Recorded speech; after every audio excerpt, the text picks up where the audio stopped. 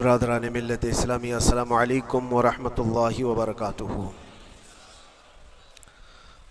الحمدللہ وکفا وسلام علی حبیبہ المصطفیٰ، اما بعد فاعوذ باللہ من الشیطان الرجیم، بسم اللہ الرحمن الرحیم۔ ارأیت من اتخذ الہہ ہواہ افانت تکون علیہ وکیلا ام تحسب ان اکثرهم یسمعون او یعقلون انہم الا کالانعام بل ہم اضل سبیلا، صدق اللہ مولانا العظیم۔ بارگاہ رسالت معاذ صلی اللہ علیہ وسلم میں درود پاک کا ہدیہ پیش کریں۔ اللہم صلی علی سیدنا و مولانا محمد معدن الجود والکرم وآلہ واصحابہ الکرام وابنہ الکریم وبارک وسلم صلاۃ دائمۃ سرمدا ابدا۔ رب ذوالجلال قرآن عظیم میں یوں ارشاد فرماتا ہے، اے رسول کیا آپ نے نہیں دیکھا ان لوگوں کو جنہوں نے اپنی خواہشات کو اپنا خدا بنا لیا ہے، اپنی خواہشات کو اپنا معبود بنا لیا ہے، جو وہ چاہتے ہیں اسی کے پیچھے بھاگتے ہیں، اس کی عبادت کرتے ہیں۔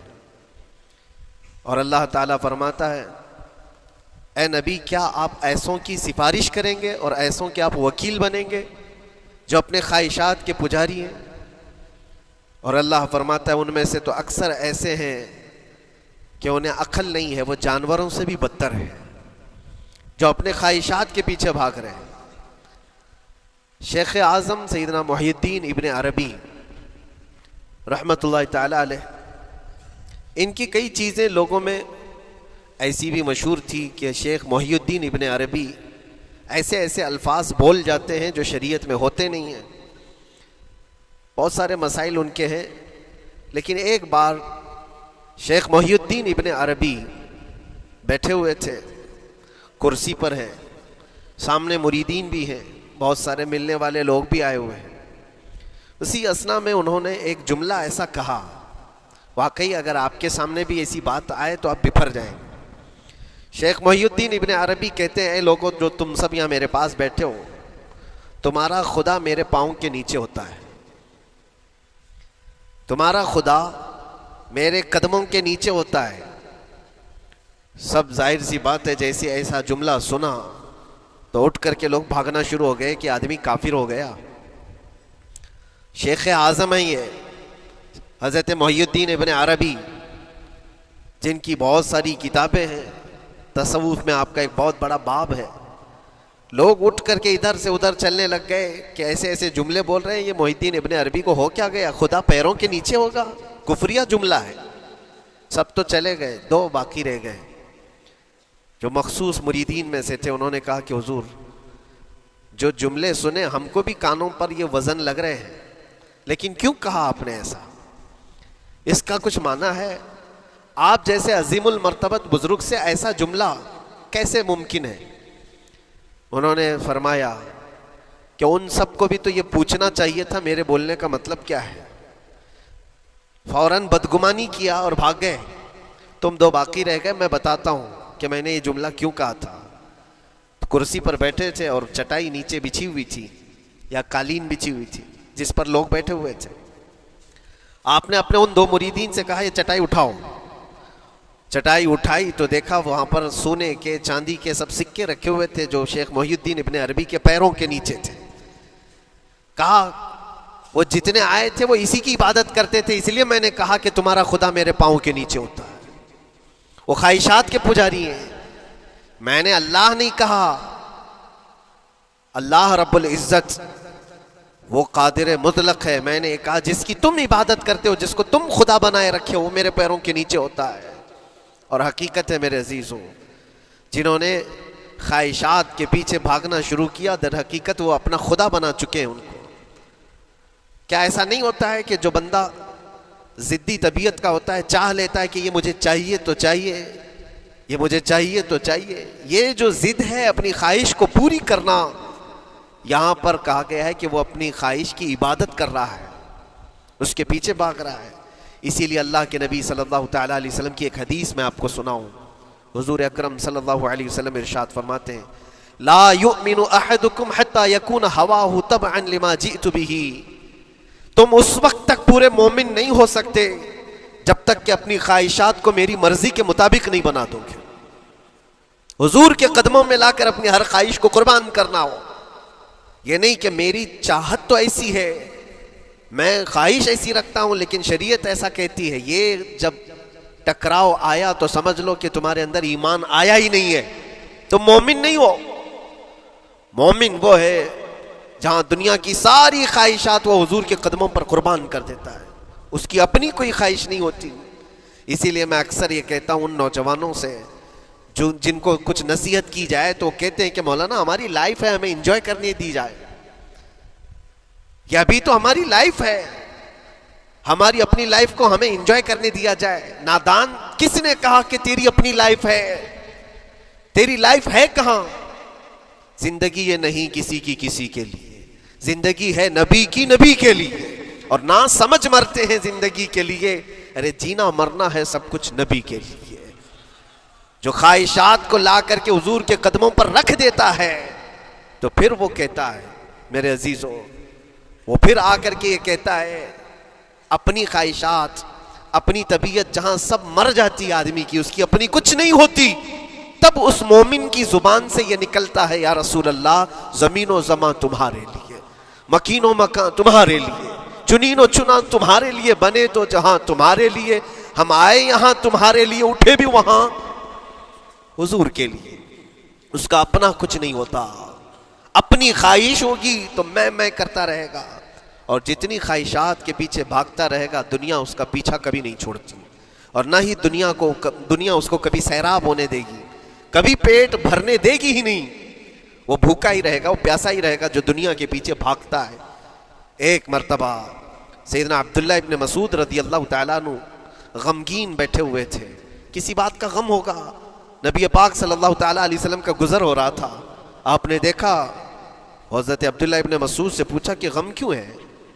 تو آپ خاموش رہے، تو اللہ کے نبی صلی اللہ علیہ وسلم نے ایک جملہ فرمایا جو آج ہم سب کے لیے سبق ہے میرے عزیزوں، فرماتے ہیں لا تکثر ہمک ما یقدر یکن، اپنے غم کو زیادہ مت بڑھا، جتنا لکھا ہے اتنا مل کے رہے گا، وما ترزق یأتک، جتنا اللہ نے رزق لکھا ہے وہ آ کر رہے گا، وہ تیرے پاس آ جائے گا۔ غم کب بڑھتے ہیں انسانوں کے؟ ہمارے اندر جو ٹینشن جس کو آپ کہہ رہے ہو، فرسٹریشن کہہ رہے ہو، یہ سب چیزیں انسان کی زندگی میں کب آتی ہیں؟ جب یہ اپنی لو اور اپنی خواہشات دنیا سے لگاتا ہے، خالق سے اگر لگاتا ہے تو پھر اس کے غم نہیں بڑھتے بلکہ غموں کا مداوا ہے۔ اسی لیے بزرگوں نے فرمایا کہ اگر ٹینشن فری جینا چاہتے ہو تو انسانوں سے امیدیں کم کر لو، اللہ کی ذات سے یقین بڑھا لو، اس کی ذات سے یقین بڑھاؤ۔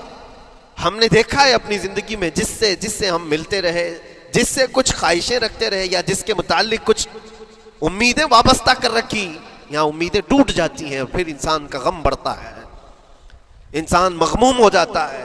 اللہ کی ذات سے جو وابستہ ہوا اور وہاں جو آس لگایا وہ ہر دن بشاشت کے ساتھ جیتا ہے، یقین کے ساتھ جیتا ہے۔ اسی لیے میرے عزیزوں، یہاں جس نے بھی اپنے خواہشات کو دنیا کے ساتھ لگایا ہے اسے کم کرنا ہے۔ لا تکثر ہمک ما یقدر یکن، اللہ کے نبی فرماتے ہیں اپنے غموں کو زیادہ مت کر، جتنا لکھا ہے اتنا تجھے مل کر رہے گا۔ اس دار فانی میں، اس عمل کی دنیا میں ہم نے اپنے بہت ساری چیزیں پھیلا رکھی ہیں۔ ایک چیز میں آپ کو بتاؤں کہ کبھی کبھار میں دیکھتا ہوں موبائل کو، اب سب کے ہاتھوں میں موبائل ہے، اور کبھی کبھار یہ اسٹک بھی ہوتا ہے، اچھی اچھی کمپنیوں کے موبائل بھی اسٹک ہو جاتے ہیں، یا تو کبھی بہت زیادہ بیٹری گرم ہو جاتی ہے اور موبائل بھی گرم ہونے لگتا ہے۔ پھر اس کا حل کیا ہے؟ ایکسپرٹ سے پوچھتے ہیں موبائل کبھی ہینگ ہو رہا ہے یا کبھی بہت بیٹری گرم ہو رہی ہے، اس کے ریزن کیا ہے؟ تو وہ ایکسپرٹ یہی بتاتے ہیں کہ اس کے اوپر اوور لوڈ ہو سکتا ہے، بہت زیادہ اس میں ڈیٹا جمع ہو چکا ہے اور پھر بیک گراؤنڈ میں ایکٹیو ہے بہت زیادہ، جس کی وجہ سے بیٹری ہارمفل ہے، بہت زیادہ گرم ہو جاتی ہے، یا تو پھر ایک ساتھ کئی چیزیں اس کے اندر ڈال دی جاتی ہیں تو اس کا پروسیس کم ہو جاتا ہے، اسٹک ہو جاتی ہے۔ یہ تو موبائل ہے جو تمہیں سکھا رہا ہے۔ یہی چیز ہے دنیا کے ہمارے اس لائف میں، ہماری زندگی میں بہت زیادہ چیزیں اگر دماغ میں آ جاتی ہیں تو پھر دماغ گرم بھی ہو جاتا ہے، اور اسٹک بھی ہوتا ہے، ہر چیز سوچنے سے بھی عاری ہو جاتا ہے، صحیح طریقے کے فیصلے نہیں لے پاتا۔ اچھا نقصان کیا ہے اس کا؟ سیم ہم نے موبائل ایکسپرٹ سے بھی پوچھا، جب موبائل بہت زیادہ گرم ہونے لگے یا اسٹک ہونے لگے تو اس کو کیا کرنا چاہیے؟ تو ایکسپرٹس بتاتے ہیں کہ اس کے ریڈیشن بہت زیادہ ہوتے ہیں اس وقت، اور یہ نقصان پہنچا سکتا ہے۔ جو استعمال کر رہا ہے اس کے دماغ پر بھی اثر کرے گا، آس پاس کے لوگوں پر بھی اثر کرے گا۔ ایک موبائل کے اوپر اگر زیادہ لوڈ آ جائے تو اس کے ریڈیشن آس پاس سب کو خراب کرتے ہیں۔ یہی حال انسان کی زندگی کا ہے۔ تمہارے دماغ کے اوپر اگر غم زیادہ بیٹھ گئے اور بہت زیادہ دماغ حاوی ہو گیا تو خود کا تو نقصان کرو گی ہی، آس پاس جتنے ہیں سب کا نقصان کرو گے۔ تمہاری وجہ سے تمہارے ماں باپ بھی پریشان، تمہاری اولاد، تمہارے بیوی بچے سب اس پہ ان سب چیزوں میں ملوث ہو جاتے ہیں۔ اب اس کا علاج کیا ہے؟ کہا گیا موبائل کو آف کر دو، ڈیٹا کم کر دو، اس کے اندر سے کچھ چیزیں ڈیلیٹ کر دو، پھر یہ اپنے نارمل حالت میں آ جائے گا۔ سیم آپ کے لیے بھی ہے، دماغ میں دنیا کے بہت سارے فطور بھرے ہو تو تھوڑی چیزیں ڈیلیٹ کر دو، تھوڑے دنوں کے لیے اپنی اس ایکٹیو لائف کو روک دو اور آ جاؤ اللہ کی بارگاہ میں اور آنکھ بند کر کے اس کی طرف لو لگاؤ، اس لیے کہ ہماری بیٹری جو چارج ہوگی وہ خالق کائنات سے ہی ہوگی، بنانے والا ہی بہتر جانتا ہے اس کی زندگی کس چیز سے چلتی ہے۔ اور اسی لیے کہا ہے، امام غزالی رحمۃ اللہ تعالیٰ علیہ فرماتے ہیں، جو بندہ اللہ کے ذکر سے کئی دن تک غافل ہوتا ہے تو مردہ لاش ہے جو چل رہا ہے، بازاروں میں جو چل پھر رہا ہے، ذکر الہی نہیں کرتا تو اس کی روح ختم ہونے کے قریب آئی ہے، یہ زندہ لاش ہے۔ یہاں زمانے ہو گئے، مہینوں بیت گئے، برسوں ہو جاتے ہیں، کتنے دن ایسے ہیں آپ نے اللہ کے ذکر کے لیے الگ سے وقت نکالا ہو؟ کہاں ہے وقت؟ نماز بھی ایسے پڑھ کر کے بھاگ جاتے ہیں جیسے لگتا ہے کہ کوئی چیز ہمارے اوپر سوار تھی، جلدی سے ہٹا دی اور بھاگ گیا۔ نہیں میرے عزیزوں، ہماری روح جب بیمار ہوتی ہے، ہماری روح کو جب بھوک لگتی ہے تو اللہ کے ذکر سے اس کا علاج بھی ہوتا ہے اور اس کو رزق بھی ملتا ہے، لیکن ہم رزق دیتے ہی نہیں۔ کبھی آپ نے دیکھا ہماری باڈی کو، صبح ناشتہ نہ کرو، دوپہر میں کھانا نہ کھاؤ تو شام تک ہمارا جسم ہچکولے لینے لگتا ہے، چکر آنے لگ جاتے ہیں۔ کیوں؟ جسم 2 وقت کے کھانے کو چھوڑنا برداشت نہیں کر پاتا، کمزوری آ جاتی ہے، جسم کو بھوک لگتی ہے، ہمیں کھانا دینا اسے ضروری ہے۔ اسی طرح اللہ نے ہماری جو روح بنایا ہے، روح کو بھی رزق کی ضرورت ہے، اور روح کا رزق کیا ہے؟ روح کا کھانا پینا کیا ہے؟ کاجو بادام میوے پستے کھا کر کے روح کو طاقتور نہیں بنا سکتے۔ فرمایا گیا روح کی غذا اللہ کا ذکر ہے، جب بندہ اللہ کا ذکر کرتا ہے تو اس کی روح کو طاقت ملتی ہے اور روح کمزور نہیں رہتی، طاقتور بن جاتی ہے۔ عزیزان گرامی وقار، پھر میں خلاصتاً یہ بات کہوں گا کہ ہم نے دنیا میں اتنی ساری چیزیں پھیلا لی ہیں، اتنے سارے، جس کی وجہ سے غموں کا بوجھ ہمارے دماغ پر طاری ہے، اور ایک وقت وہ آئے گا جب ساری چیزیں چھوڑ کر کے فوراً بھاگنا پڑے گا، نکلنا پڑے گا۔ کچھ لوگوں کے متعلق کہا گیا ہے کہ روح نکلنے کے وقت اس کو بہت تکلیف ہوتی ہے، سب کے لیے نہیں، کچھ ایسے لوگ ہیں جن کی روح نکلنے کے وقت درد زیادہ ہوتا ہے، تکلیف زیادہ ہوتی ہے مرنے کے وقت۔ پوچھا گیا کیوں؟ کہا کہ یہ روح جو ہے اس کی ساری بنائی ہوئی چیزوں میں اٹکی ہوئی ہے، اس کی اولاد میں بھی ہے، اس کے مال میں بھی لگی ہوئی ہے، اس کے گھر میں بھی لگی ہوئی ہے، اس کے جائیداد میں بھی لگی ہوئی ہے۔ روح جب نکل رہی ہوتی ہے ان سب چیزوں سے بھی نکل رہی ہے، جہاں جہاں اس کی خواہشات لگی ہوئی تھی سب جگہ سے کھینچا جا رہا ہے، تو درد بڑھتا چلا جاتا ہے، تکلیف بڑھتی چلی جاتی ہے، اور پھر وہ جب دیکھ رہا ہوتا ہے خالی ہاتھ جا رہا ہو، تکلیف زیادہ ہوتی۔ اسی لیے میرے عزیز اللہ کے نبی صلی اللہ تعالیٰ علیہ وسلم کا جب آخری وقت آیا، آپ کے وصال کا وقت آیا، حضور نے اپنی بیویوں کو بلایا، ازواج مطہرات کو بلایا اور پوچھا کہ کس کے پاس کتنا سونا ہے، کتنا زیور ہے۔ ازواج مطہرات نے کہا میرے پاس اتنا ہے، ان کے پاس اتنا ہے، سب نے اپنے چاندی سونے کے زیورات لا کر پیش کر دیا۔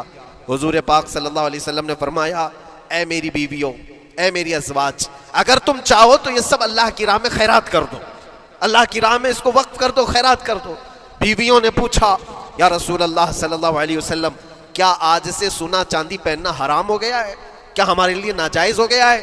نبی پاک صلی اللہ علیہ وسلم نے فرمایا نہیں، زینت تو تمہارے ہی لیے ہے، سونا اور چاندی تمہارے لیے ہے، حرام نہیں ہے، ناجائز نہیں ہے، لیکن میں دیکھ رہا ہوں میری زندگی کا آخری وقت آ گیا، میں رب ذوالجلال کی بارگاہ میں جانے والا ہوں، میں یہ چاہتا ہوں کہ اس حال میں دنیا سے جاؤں کہ میرے گھر میں سونا چاندی کا کوئی ٹکڑا پڑا ہوا نہ ہو اور اللہ کی بارگاہ میں فقیر اٹھایا جاؤ۔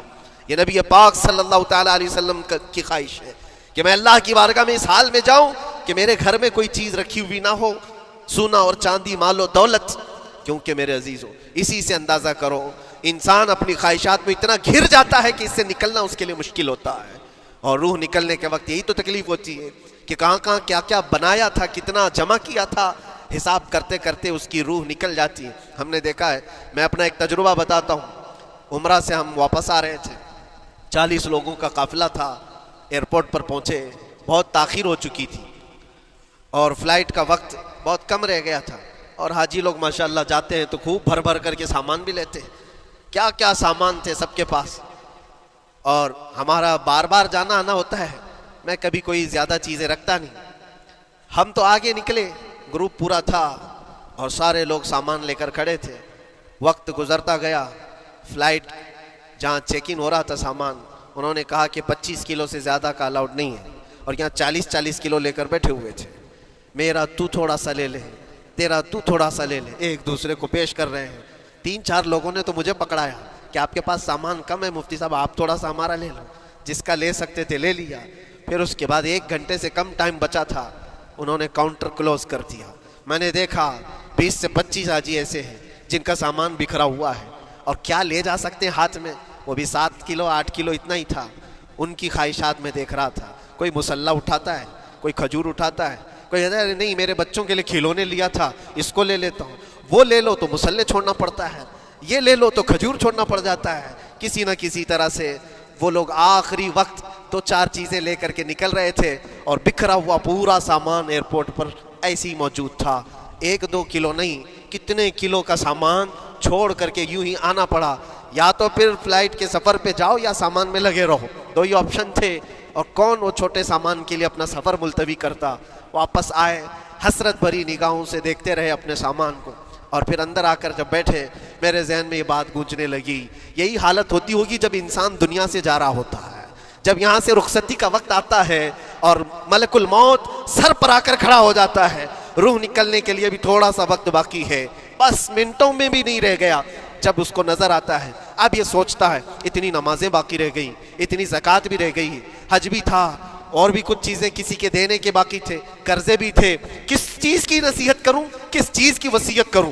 فلاں جگہ ایک گھر خرید کر کے اس کے ڈاکیومنٹ تو وہاں رکھا تھا، بیٹے کو بھی نہیں بتایا، بیٹی کو بھی نہیں بتایا، پتہ نہیں کس کے ہاتھ لگ جائے گا. یہ خواہشات گھومتی رہتی ہیں، وہ کسی کو بتا بھی نہیں پاتا. ادھر ملک الموت روح نکال کر نکل پڑتے.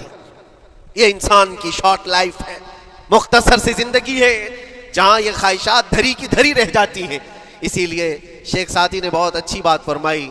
ایک بادشاہ نے اعلان کیا تھا اپنے وزیروں میں سے ایک کو، اس سے بہت خوش ہوا اور کہا جا آج تجھے میں اتنی جائیداد دوں گا، اتنی زمین، اتنی پراپرٹی دوں گا جتنا تو اپنے ہاتھ میں ایک لکڑی لے کر گھیر دے گا، جتنی زمین تو گھیرے گا اتنی تیرے نام لکھ دوں گا. لیکن اس کے لیے ایک شرط ہے، صبح یہ لکڑی لے کر تو راؤنڈ مارنا اور اتنا گول سرکل بنانا سورج ڈوبنے سے پہلے تک، جتنی زمین گھیر لے گا وہ پوری تیرے نام پر. اس نے سوچا کہ اتنی بڑی زمین میں گھیر سکتا ہوں ایک پورے دن. میاں ممبئی والے اچھی طرح جانتے ہیں 4x4 کی جگہ مل جائے تو یہاں کتنی بڑی غنیمت ہوتی. اور اس بندے کو بادشاہ نے کہا لکڑی ہاتھ میں لے لے اور لکیر کھینچ، شام ہونے سے پہلے جتنا کرے گا پورا تیرے نام پر. وہ نکلا اور جب لکیر کھینچتے جب چلنے لگا، پیچھے مڑ کے دیکھتا تھا بہت لمبی ہو گئی ہے، اتنی زمین میرے نام پر ہونے والی ہے. دوپہر ہو گئی، وہ واپس آنا نہیں چاہ رہا ہے. واپس آ کر کے سرکل پہ ختم تو کرنا ہے جہاں سے شروع کیا تھا. سوچتا اور تھوڑا کرتے کرتے وہ اثر ہو گئی اس کی. اب اس کو لگا کہ واپس پلٹنا چاہیے. کئی کلومیٹر ہو گئے تھے، اتنے کلومیٹر کی زمین اب وہ اپنے نام پر کروانے والا تھا. لیکن جب واپس پلٹنے کا وقت آیا، سانس پھولنے لگ گئی، کیونکہ صبح سے چل رہا ہے، کھایا بھی نہیں ہے، پیا بھی نہیں ہے. جس چیز کو جمع کرنے کے لیے دوڑتا رہا، اب سورج پیلا پڑ گیا، ڈوبنا کے وقت قریب آنے لگا تو اب بھاگنا شروع کیا. بادشاہ اور اس کے وزیر انتظار کر رہے تھے کہ یہ لوٹے گا بھی.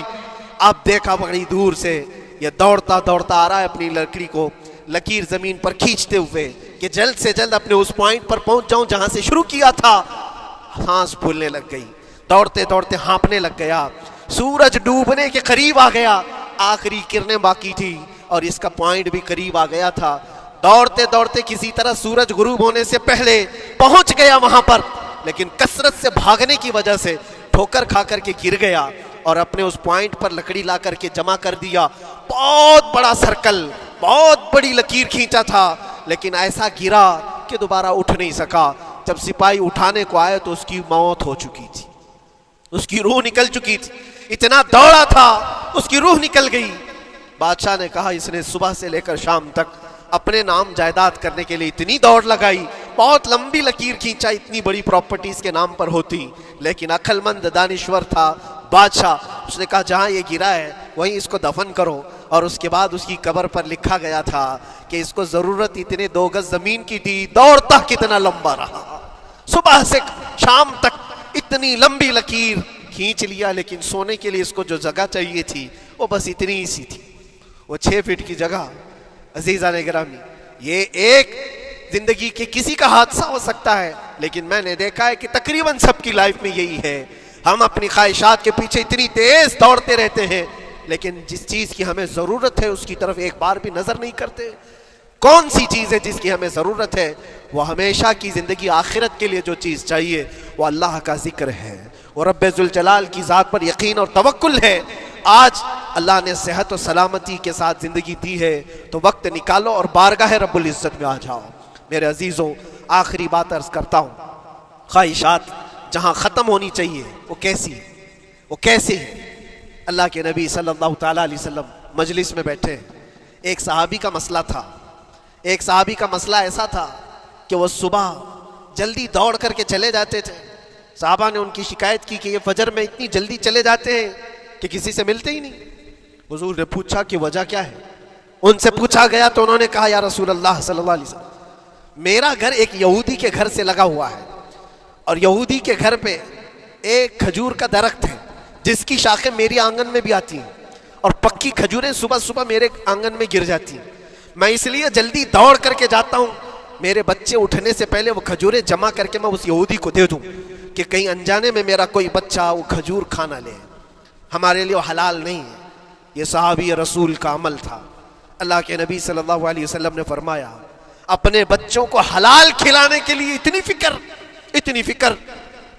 عزیزان گرامی وقار, آپ سنیے, یہ تو حالات ایسے ہو گئے یہاں بڑے بڑے درخت ہی نگل گئے, کھجور تو چھوڑے, ڈکار بھی نہیں.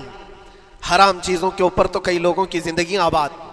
خیر, حضور پاک صلی اللہ علیہ وسلم نے ان کا مسئلہ دیکھ کر کے, ان کی تکلیف کو دیکھ کر کے اپنے صحابہ میں اعلان کیا, کوئی ہے جو اس یہودی کا درخت خرید کر کے میرے اس صحابی کو دے دے, میں اسے جنت میں پورا باغیچہ عطا کروں, جنت میں پورا باغ اسے عطا کروں. صحابہ, ظاہر سی بات ہے, ایک بار حضور نے فرمایا تو پھر اس کو حاصل کرنے کے لیے ایسی دوڑ لگتی تھی, سب گئے میں حاصل کر لوں, میں حاصل کر لوں. اب اس یہودی کو منانا تھا کہ تو ایک درخت جو ہے اپنے پڑوسی کو بیچ دے, آنگن میں اس کے ہے, بیچ دے.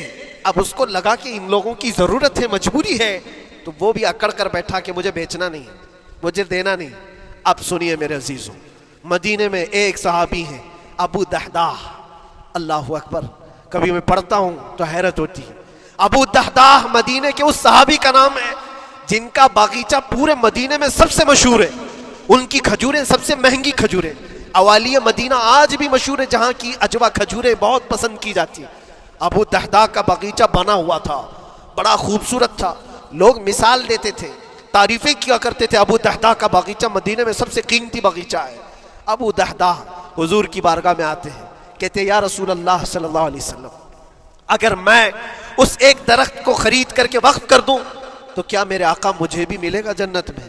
اللہ کے نبی نے فرمایا جو میں نے وعدہ کیا ہے وہ تجھے بھی عطا کیا جائے گا.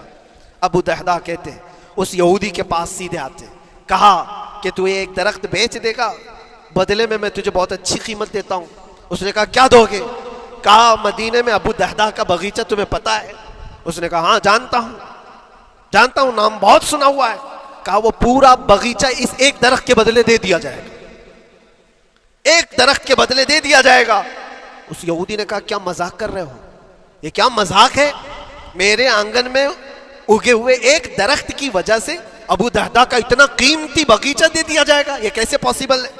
اس صحابی نے کہا اللہ کے نبی کی بات ہے، ہم مذاق نہیں کرتے، ہمارے لیے وہ ایک باغیچہ کیا ایسے 70 باغیچے ہوں نبی پاک کی بات پر ہم سب عطا کر دیں، سب ہم وقف کر دیں۔ اس یہودی نے کہا کہ ان کی تو مت ماری گئی ہے مسلمانوں کی، یہ دیکھو اپنے نبی کی بات پر اتنا قیمتی باغیچہ مجھے دینے کو تیار ہے۔ اور پھر اس نے سوچا سودا بھی تو اچھا ہی ہے، باغیچہ تو ملے گا ہی، لیکن جو میں درخت بیچ رہا ہوں یہ جائے گا کہاں؟ یہ بھی تو میرے آنگن میں ہی رہنے والا ہے۔ درخت اگر کوئی خرید لیا تو ایسا تو نہیں ہے کہ یہ درخت وہاں جائے گا، یہ تو میرے آنگن میں ہی ہے۔ سودا کر لیا۔ کہا بات اگر سچی ہے تو میں یہ درخت اپنے پڑوسی کو جو تمہارا دوست ہے مسلمان اس کو دے رہا ہوں، بدلے میں مجھے ایک باغیچہ دے دو۔ ابو دہدہ نے اسی وقت لکھ کر کے دے دیا، یہ باغیچہ تیرے نام کا ہے۔ سوچو میرے عزیزوں، جس کو سینچا ہو محنتوں سے، جس باغیچے کو سجایا ہو، وہ راستے میں کھڑے ہو کر کے اس کا سودا کر رہے ہیں، کس بات پر؟ حضور پاک کی بات تھی، رسول اللہ کا فرمان تھا۔ آئے ان کی بیوی ان کے بچے، باغیچے میں ہی گھر بنا ہوا تھا، نہایت ٹھنڈا گھر ہوا کرتا تھا، وہ لوگ سکون کے لیے وہاں بیٹھتے تھے۔ ابو دہدہ اپنے باغیچے کے دروازے پر آئے، پھاٹک پر، اندر نہیں آتے، باہر کھڑے ہو کر کے اپنی بیوی کو پکارتے۔ ام دہدہ پوچھتی ہے، وہ آواز آتی ہے، کیا ہوا اندر کیوں نہیں آتے؟ باہر کھڑے ہو کر ابو دہدہ کہتے ہیں بیگم باہر آ جا، یہ باغیچہ بک چکا ہے، اب ہمارا نہیں ہے، سامان لے، بچے لے اور باہر آ جا۔ بیوی نے کہا یہ کیسے اچانک؟ نہ کچھ کہا نہ کچھ بتایا، لیکن وہ عورتیں دنیا دار عورتیں نہیں تھیں، وہیں سے اندر سے کہتی ہے ابو دہدہ میرا تم پر یقین ہے، اگر سودا کیا ہوگا تو بہت بھاری سودا کیا ہوگا، ورنہ ابو دہدہ کا باغیچہ مدینے میں بیچے جانے کے قابل نہیں ہے، کون ہے جو اس کی قیمت لگائے گا؟ میرا گمان یہ ہے کہ میرا شوہر اگر سودا کیا ہوگا تو بہت اونچا سودا کیا ہوگا۔ ابو دہدہ نے کہا میری رفیق حیات باہر تو آ جا، میں تجھے بتاؤں کون سا سودا کیا ہے، باہر آ جا۔ بچوں کو لیتی، اپنا سامان سمیٹتی ہے اور اسی وقت باغیچہ چھوڑ کر کے باہر نکل آئی۔ ابو دہدہ سے پوچھتی ہے یہ اچانک سودا کرنے کی کیا ضرورت پیش آئی؟ یہ اس طرح سے اچانک تم نے سودا کر لیا اور مجھے باہر بلایا، کیا سودا کیا، کتنے پہ بیچا؟ ابو دہدہ نے کہا میرے ہاتھ میں پیسہ تو 1 روپیہ نہیں، 1 درہم نہیں ہے۔ کہا پھر کتنے میں بیچا؟ کہا اندازہ بھی نہیں کر سکتی۔ اللہ کے نبی نے فرمایا میرے اس صحابی کے لیے جو ایک درخت خرید کر کے دے دے اسے میں جنت کا باغیچہ عطا کروں گا۔ میں نے اپنے دوست مسلم بھائی کے لیے اس کا درخت خرید کر کے وقف کیا ہے اور بدلے میں اس یہودی کو یہ باغیچہ دے دیا ہے۔ بیوی وہ نہیں تھی جو یہ کہتی کہ مت ماری گئی ہے تیری، گھر بیچ کے آ گیا، فلاں کر کے آ گیا، وہ دنیا دار عورت نہیں تھی، ہاتھ اٹھاتی ہے اور سر پر رکھتی ہے اور کہتی ہے ابو دہدہ مجھے تمہارے بارے میں یہی یقین تھا، قسم رب ذوالجلال کی اگر وہ یہودی اس باغیچے پر نہیں مانتا تو ہمارے پاس اور جو کچھ تھا سب دے کر کے ہم نبی پاک کی بات پر عمل کر لیتے۔ حضور کی بات تھی، وہ یقین تھا، دنیا دے دیا، خواہشات قربان کر دیا قدم مصطفیٰ پر۔ اسی لیے اقبال نے کہا ہے کہ جو کچھ بھی ہمارے پاس ہے وہ نام مصطفیٰ سے ہے، آبروئے ماں نام مصطفیٰ، ہم سب کی عزت و آبرو مصطفیٰ کے نام سے ہے۔ وہاں اپنی خواہشات قربان کر دو، ختم کر دو، اپنے اندر کی جتنی چیزیں ہیں حضور نے فرمایا، تو اس کے بعد اپنی طبیعت نہیں، اپنی خواہش نہیں۔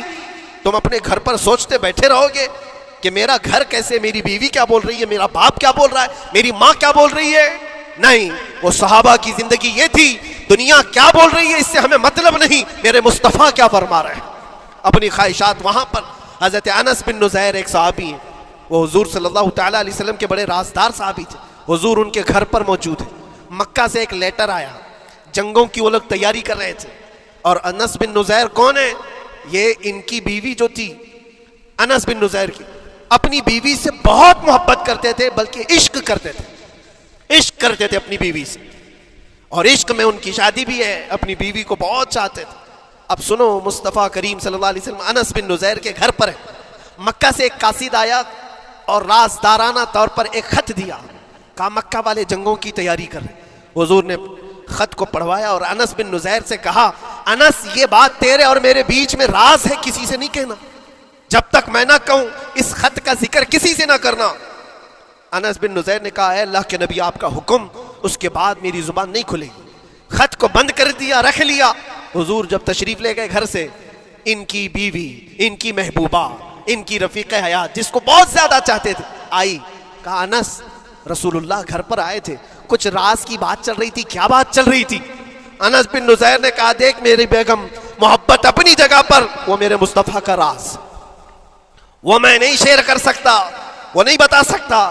بیوی ہنس کر کہتی تم نہیں بتاؤ تو کوئی بات نہیں، میں نے تو دیوار کے پیچھے سے سن لیا ہے، مکہ والے جنگوں کی تیاری کر رہے ہیں، خط آ گیا ہے.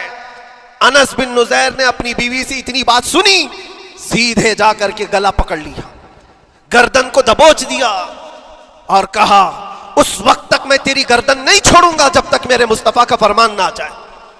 گردن پکڑ لیا اس عورت کی جس کو سب سے زیادہ یہ چاہتے تھے، لے آئے حضور کے پاس. کہا یا رسول اللہ معاف کر دیں، آپ کا راز تھا میں نے تو نہیں بتایا، مگر میری بیوی نے دیوار کے پیچھے سے سن لیا اور اس لیے میں اس کی گردن پکڑ کر کے لایا ہوں کہ کہیں میں مجرم نہ بن جاؤں، نبی پاک کا راز افشا کرنے والا میں مجرم نہ بن جاؤں. آقا اگر آپ حکم فرمائیں تو میں اس کو ختم کر دوں یا اس کو طلاق دے کر کے آزاد کر دوں، آپ کے فرمان پر میں کامل عمل کر سکوں. اللہ کے نبی نے فرمایا انس چھوڑ دے گردن، جس طرح تو ہمارے راز کی حفاظت کرتا ہے یہ میری صحابیہ ہے، یہ بھی میرے راز کی حفاظت کرے گی. اس کے بعد ہاتھ چھوڑ دیا اور اپنی بیوی سے کہا کہ دیکھ میری محبت میرا عشق اپنی جگہ پر، بات جب مصطفیٰ کی آئے گی پوری کائنات کو میں چھوڑ دوں گا، میرے مصطفیٰ کی بات کو عمل کروں گا. اور اس بیوی نے بھی یہی کہا انس اگر تو مجھے راز بتا دیتا حضور کا، عشق میں ڈوب کر کے، محبت میں ڈوب کر کے، تو جو گلا تو نے میرا پکڑا کل میں تیرا گلا پکڑ کر حضور کے پاس لاتی کہ حضور یہ آپ کے غلامی کے قابل نہیں ہے. یہ ان کا کمال درجے کا ایمان تھا، اپنی خواہشات کو قربان کر دیا. ایک مدینے کی خاتون ایسی ہے سب سے زیادہ حسین و جمیل لڑکی ہے، حضور کے پاس ایک حبشی کالے رنگ کے صحابی ہیں آئے، کہا یا رسول اللہ مجھ سے کوئی شادی نہیں کرتا. حضور نے فرمایا کہ جا میں تیری شادی کے لیے ایک جگہ پر پیغام بھیجتا ہوں، اور بھیجا اس لڑکی کے گھر. انصاری صحابی کی ایک لڑکی اتنی خوبصورت ہے مدینے میں، ان کے گھر بھیجا. یہ تو حبشی قسم کے تھے. یہ ایک پیغام لے کر کے جب آئے، ماں باپ باہر بیٹھے ہوئے، لڑکی اندر ہے. ماں باپ نے دیکھا کیوں آئے ہو؟ کہا میں پیغام لے کر آیا ہوں. کس چیز کا؟ آپ کی بیٹی سے نکاح کا. کس نے بھیجا؟ کہا اللہ کے رسول نے. ماں اور باپ ہے، شکل و صورت دیکھی اور ان کی حسینہ بیٹی. کہا ٹھیک ہے تم جاؤ واپس، ہم حضور سے بات کر لیں گے. اتنا ہی کہا، ٹال دیا ہوگا. وہ صحابی جو آئے تھے کالے رنگ کے، انہوں نے کہا یہ تو روز کی بات تھی، ہر جگہ ریجیکٹ ہوتا ہی تھا، میرے لیے تعجب کی بات نہیں تھی، میں تو واپس آیا حضور کے پاس. ہوا گھر میں کیا، اندر جوان لڑکی جو گھر میں موجود تھی بھر آئی. کہا ماں باپ سے پوچھتی ہے کہ ماں کون آیا تھا؟ کہا ایک نوجوان نکاح کا پیغام لے کر کے. اس خاتون نے کہا، لڑکی نے کہا آپ نے کیا کہا؟ کہا ہم بعد میں بات کر لیں گے. کہا آپ کو اندازہ نہیں آپ نے کتنی بڑی خطا کی ہے، اللہ کے نبی کا فرمان آیا تھا اور آپ نے ٹال دیا. میں تیار ہوں اس کے ساتھ نکاح کرنے کے لیے، نبی پاک کا حکم ہے. ماں باپ نے کہا بیٹا تو نے دیکھا ہے، بیٹا تو نے دیکھا جو پیغام لے کر کے آیا تھا وہ تیری میچنگ کا ہے یا نہیں؟ تو نے دیکھا؟ اس نوجوان نے کہا، اس لڑکی نے کہا میں نے پیغام لے کر آنے والے کو تو نہیں دیکھا، آمینہ کے لال کو تو دیکھا ہے، جس نے پیغام بھیجا ہے اس کو دیکھا ہے. اس کے حکم کے بعد پھر کسی کو دیکھنا بنتا ہی نہیں ہے. وہ دونوں ماں باپ دوڑتے ہوئے حضور کے پاس آئے اور وہ صحابی ابھی بتا ہی رہے تھے کہ میں ریجیکٹ ہو کر